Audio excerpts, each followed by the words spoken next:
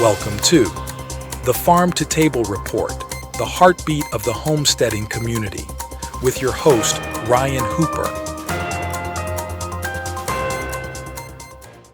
Bloodshed Cometh When American Farmers Were Beaten, Gassed, and Jailed. This was by Chris Bennett, September 12th, 2023. Anyway, maybe hard for us to believe, but it all happened. American farmers betrayed, beaten, and tear-gassed, herded, and imprisoned by their own government for daring to protest authority. Welcome to rebellion. You know, farming protests and trucking protests around the world have been in the media and, recently, and, lots going on. But one giant cause for the U.S. agriculture became one small cut when a Missouri farmer pulled a knife. As government gunmen hung it on rooftops, wielding police batons, closed ranks. Jessie Small, along with his son Joe Small, darted between the cab, a U.S.-bound produce truck, slashed through the airlines. Backed by 250 fellow farmers, Small exposed a government narrative and lit the fuse on one of the most significant, yet forgotten, episodes of modern U.S. agricultural record. Protest by a small band of farming careened into a buck-wild physical melee and mass arrest, followed by thousands of incensed growers from across the U.S. descending on the border town of McAllen, Texas, threatening to tear down a county prison with tractors and trigger a breakout with a break-in as the clock rolled on for 3 days of incarceration in 1978. The farmers Jericho marched in style of Jericho in the Bible, around the facility as violence waited in the wings. Joe Small said it may be hard for some folks to believe, but it all happened, every word and then some more. Heck of a wild time he has. It was about American farmers refusing to sit back, obey, and do nothing. And it's one of the darndest stories that nobody knows about. And sorry folks, I know that looked weird, but just got a cramp in my legs. Sorry, this is the benefit of life. Been on a tractor all day. And anyway, the late 70s, farm country faded from a financial shine, deep market rut, and high interest rates. I want to see this picture here, folks. It says wheat in 1866 was $2.06 a bushel, and in 1977 it was only $2.48. So 42 cents from 1866 to 1977. And as the sign said, that tells the story. Anyway, says everything you do in life as a farmer can't be all about profit on your farm. Sometimes you better make a stand for truth, or else you'll lose that profit later down the road. And he says he's not too impressed with farmers that never speak up. I get his point. But anyway, the American agricultural movement began in 77. I'm going to highlight and peruse these.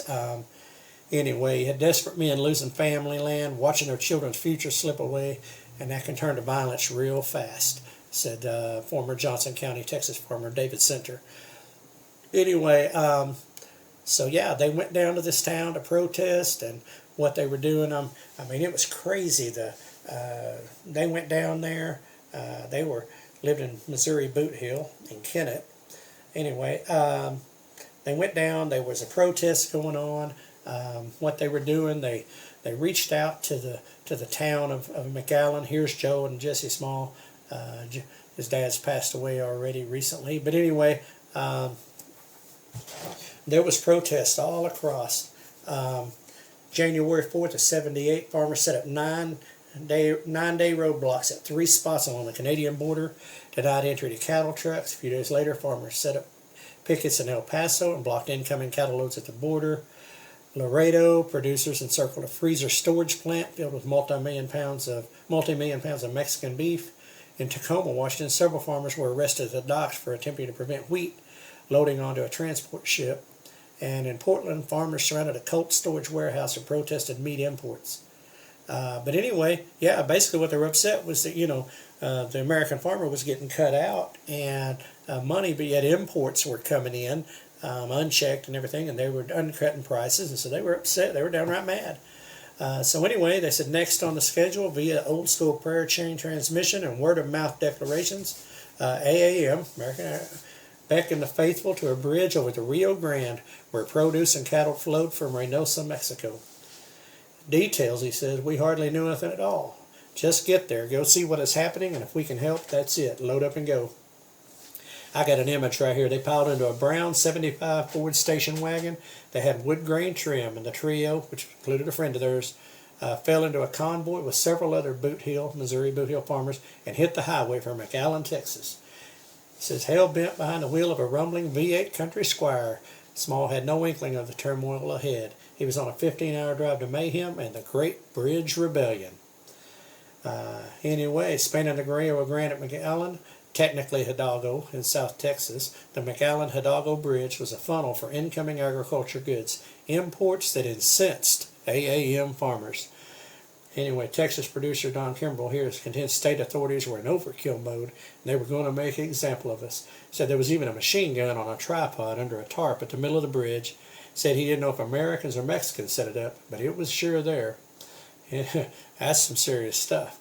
But what they were mad about in Mexico, crops were sprayed with DDT, which was a chemical, and it's banned in the U.S., and it's been known to cause all kinds of stuff. They were bringing vegetables, fruit, and beef in, produced in ways that the USDA would never tolerate on U.S. soil.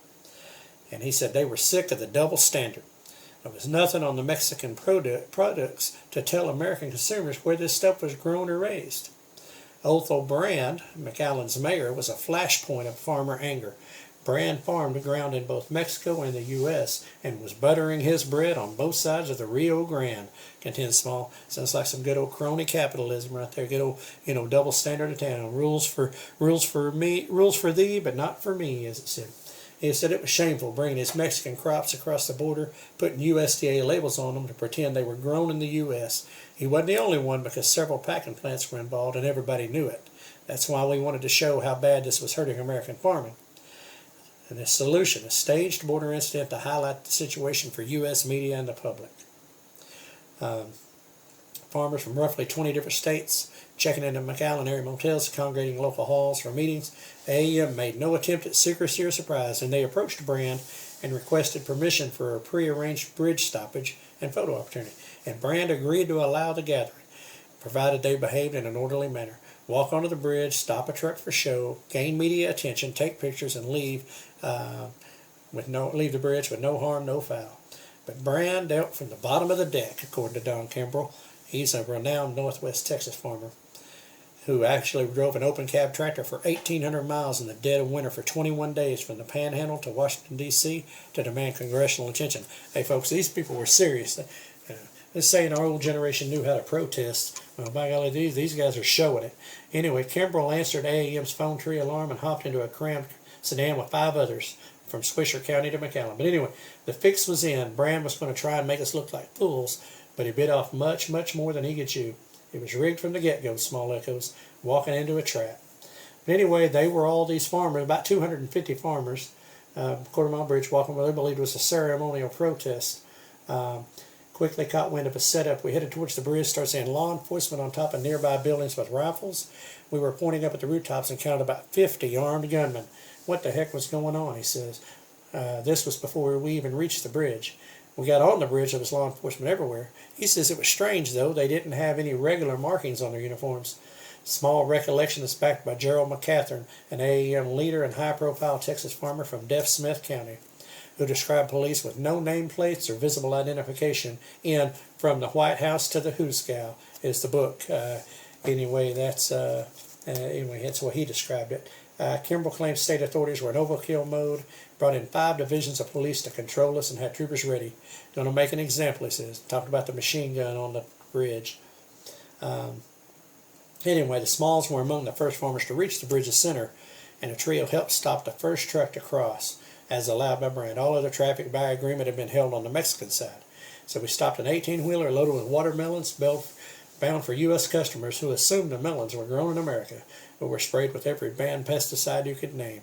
Anyway, Small goes on to explain one of their boys slipped the driver a 20 for his trouble, and the driver ran clear back to Mexico and off the bridge. Don't know what happened to the keys. So it was supposed to be genuinely peaceful. We stopped one truck, protest, get pictures, and tell the truth to the country. That was the deal. But Mayor Brand had other plans. This is where it went sideways. Brand shrunk a 2-hour permit into minutes. And even though they'd come across the country to join in, he shut them down after no more than 15 minutes. Figured he'd make us look like fools by provoking us, they said. Police started moving around the edges of the bridge, but we couldn't tell what was happening. Anyway, signal boom and cable wrecker rolled for the bridge's center and hooked onto the watermelon truck. That's what was happening. Jessie Small read the tea leaves faster than any other producer and prepared to foul Brand's plans. Folks, this is like better than a movie or a good book. Anyway, having forgotten his pocket knife on the motel, he borrowed from a Georgia farmer, slapped a 4-inch double-bladed lock back in Jessie's hand.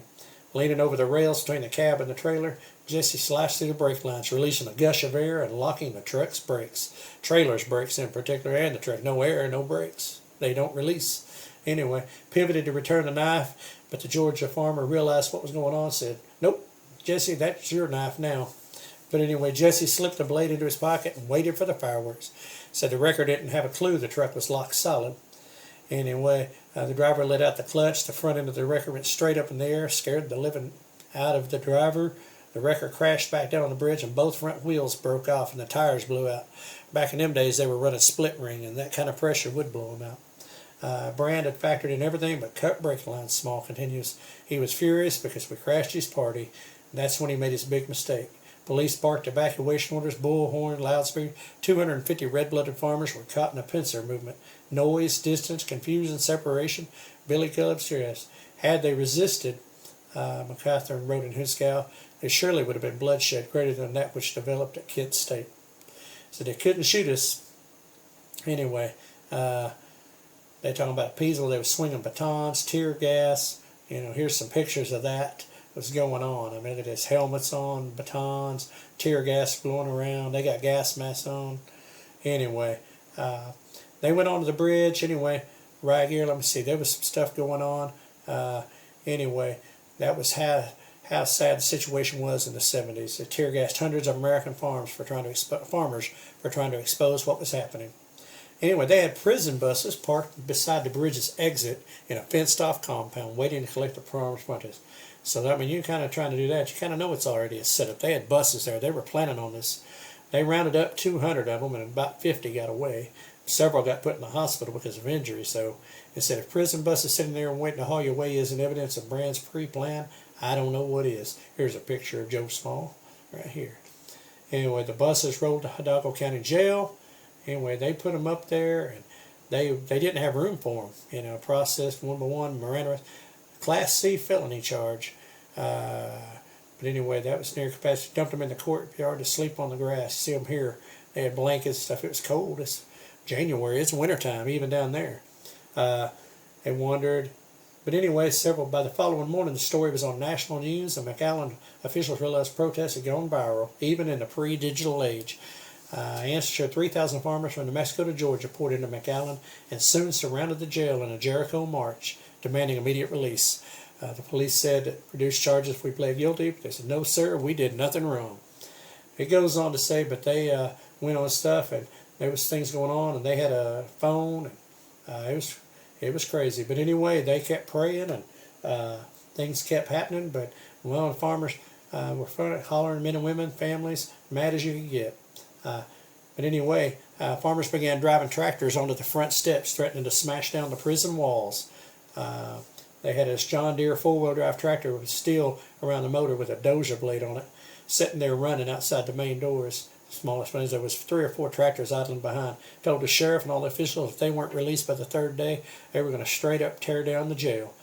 And so anyway, one thing went on. They did finally 7 p.m. when they walked out of the Hidalgo County Jail to a cheering crowd, bowed their heads in prayer for thanks. Following day, the farmers set course, and they did for another protest, and this time the machine gun was in the bridge, was ready, and wasn't covered up by the tarp. But sometimes you got to be willing to pay the cost for what's right. Here's a picture of Don Kimball. Anyway, the change in fortune from farmer lockup to farmer photo op was extreme. Marched right back to that bridge. We stopped a truck with onions coming from Mexico that actually said products of Texas Brand Company. It was Othel Brand, the mayor's own vegetable produce, rolling into the U.S. from south of the border, and the media got pictures of it all. Boy, talking about exposing the highlights. Right there it is. But folks, this was just ordinary farmers that were willing to take a stand. But anyway, 1 year later, launched Coast to Coast Tractorcade. They went on to that. But what this was about was 45 years later. Here it is. But they it was about country of origin labeling and letting people know where that food really came from. And, that's been a recent thing still today. People are bringing beef in and saying it was processed and then putting that, even though we didn't know where it came from. But so here it was, folks. I mean, this was 1978 right here in the United States of America. The farmers, American farmers, were beat, tear gassed, and imprisoned. Some of them put in a hospital with injuries, and it's just plumb crazy that right here. But that says it all right there. What the prices had happened, and it was under the strain at that time. And the farmers continue to be getting the short end of the staff, the shaft, so to speak. And so, but anyway, that's your little bit of history that we were talking about. And so hey. Hope you enjoyed that. You can read that on agweb.com. Just put Bloodshed Cometh in the search and it'll bring it up, and you can read it in depth for yourself. I took a little bit of time to go through the highlights of it because, man, when I read that, I felt like I was watching I was seeing a script for a movie or a really good book. But just to show you what some good old country boys can do when they stand together.